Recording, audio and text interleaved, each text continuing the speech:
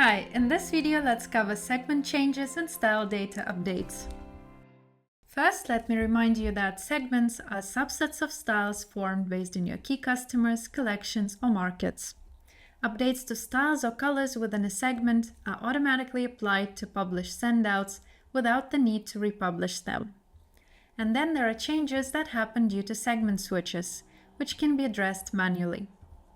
So since styles and color variants may differ from segment to segment, you will be notified by this message at the top of the screen about the styles that are not available in the newly picked segment.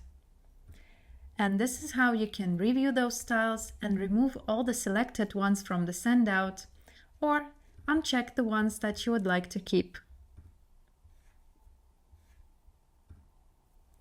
The styles that are not available in the segment are going to be marked as unavailable in the buyer's view, and favoriting them won't be possible. That's it. See you in the next video.